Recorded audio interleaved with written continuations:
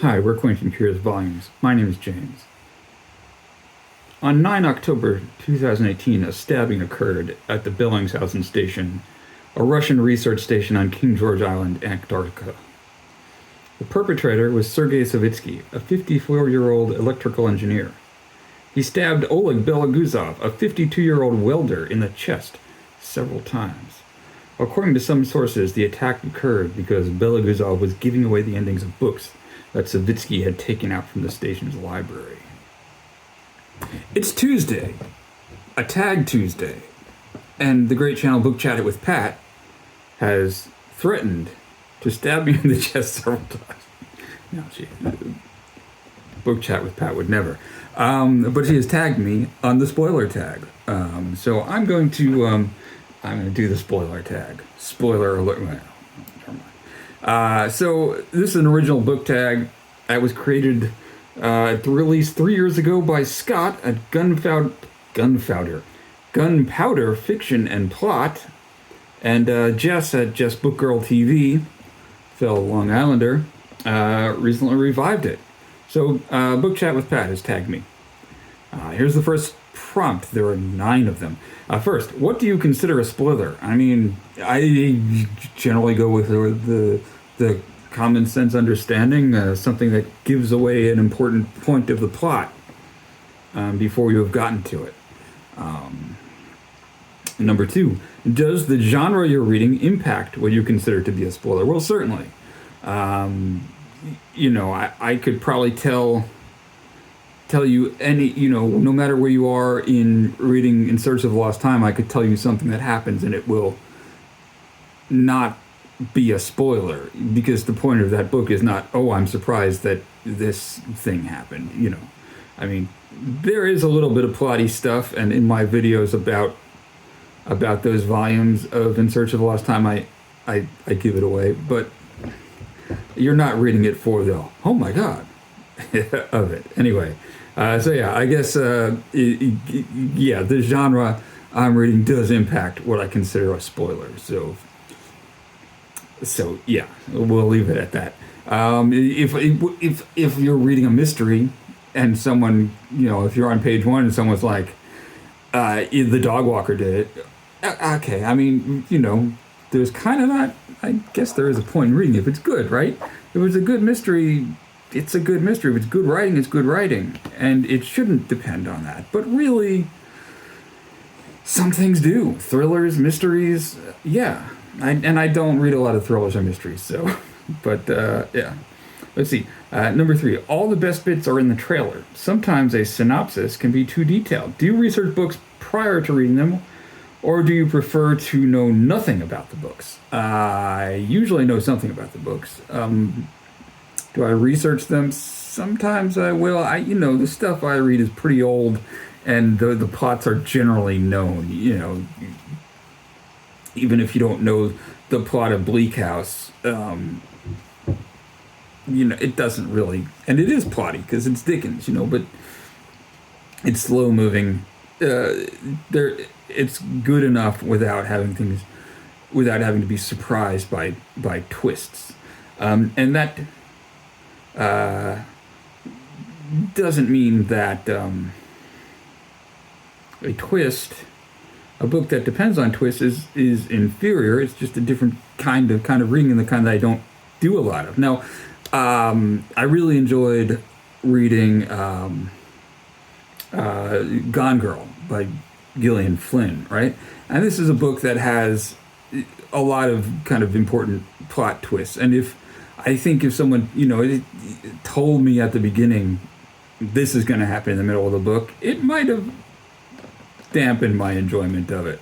Or if someone just, if I'd seen the movie and knew where it was all going, I might enjoy it on a different level to see how it is all laid out. But, when I read that book, I had not seen the movie.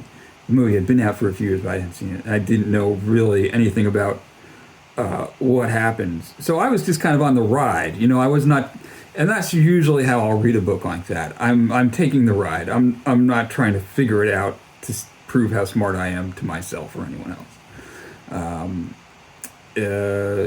Or Game of Thrones, right?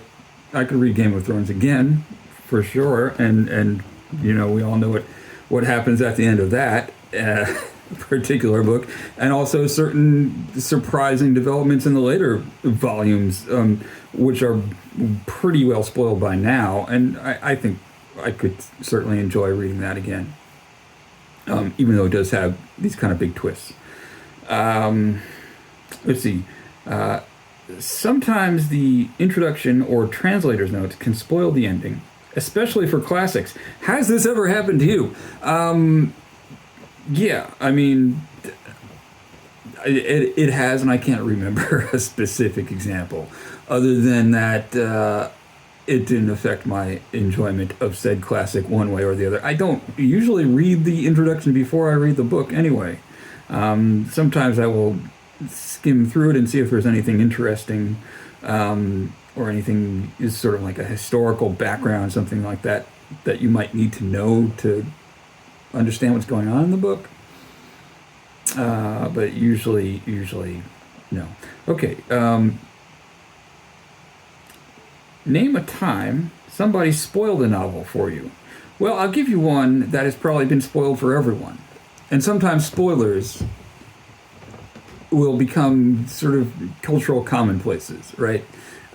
So quite famously, the line, "Reader, I married him," is a spoiler, right? It's one of the most famous lines in literature from, well, I guess if I tell you the book and you haven't read it yet and you know that, then you'll read that book and I've spoiled it for you, right?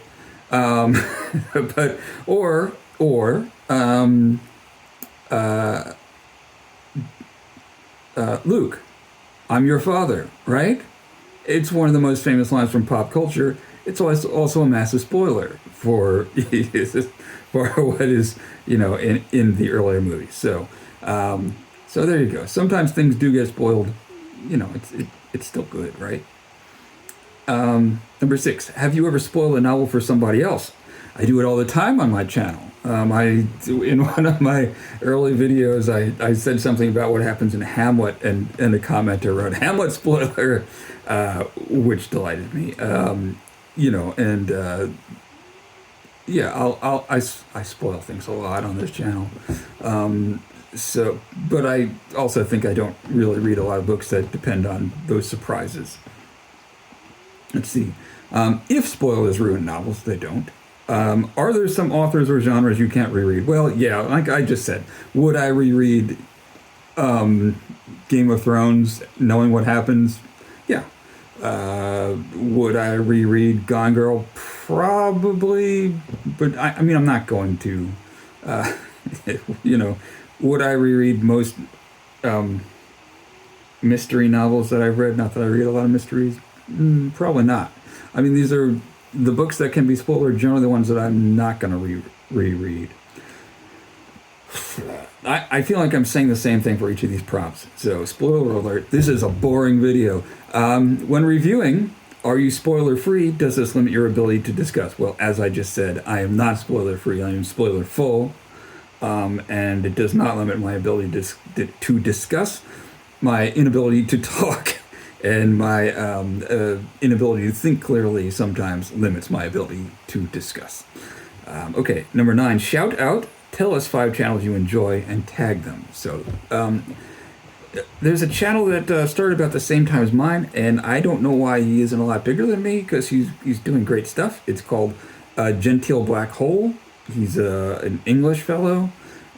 He reads some more sci-fi, but sort of like the Douglas Adams and Terry Pratchett kind of sci-fi. It seems to be a thing he likes a lot. He also has been reading classic drama this past year, Ibsen and Chekhov, which I also got very excited about this past year. He's just a very chill and calm presence on the screen, and very thoughtful. And you should check him out and subscribe. I will also say Stalking Kafka, which is, you probably know about Stalking Kafka, and Jess there, she's doing a group read of the books of Jacob that I'm participating in, and it's kind of interesting the way that they're seem to be kind of constellations on BookTube, you know? Groups of people who, or maybe you'd call them cliques, right? Maybe this isn't anything all that interesting. But, you know, when I am on this group with the Voxer for Books of Jacob, there's a bunch of people that I don't know. And, you know, when I look at the comments on one of Pat's videos, it's a bunch of people that I do know. So it's kind of interesting. People who are sort of reading similar things, and just with just these little continents of participants. I'm rambling a bit, which brings me to my next channel that I want to mention is David Novak.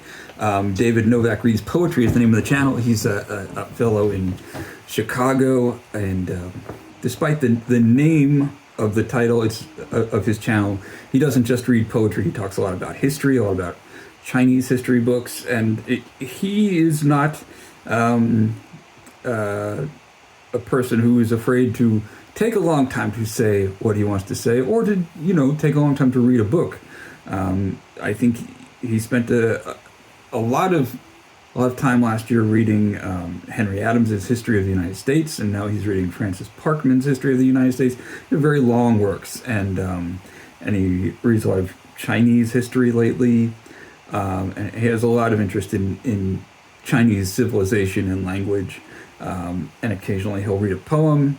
He's really good talking on poetry, and he's published several books of poetry himself. And he's just a guy who does his own thing, and whether you like it or not, you got to give it a try. This is what I really like in a booktuber, is someone who is themselves and is doing something different. And David does that all the time, so check him out. Another person who is definitely doing their own thing on BookTube is Fictionesque. I've talked about her channel before. She's a grad student in English literature. I have no idea where. She did a lot of posting about Victorian and classic literature last year. She's a big fan of Donna Tartt, and sometimes she just does. She's another person who does whatever she wants with her channel, and I admire that. So sometimes it'll be a video about every movie she's seen in the last year. Sometimes it's a video about a bunch of books she wishes someone would write and publish.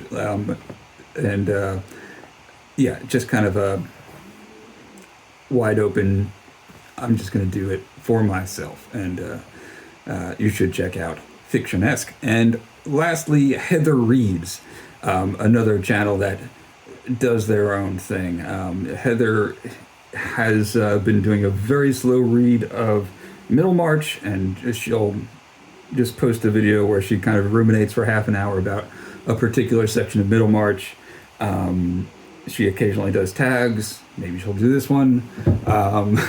We'll see. But if you like a thoughtful, sometimes left field approach to BookTube, check out Heather Reads. So that's what I have. Also, if you're watching and you want to do this tag, give it a try. Thanks for watching. Bye.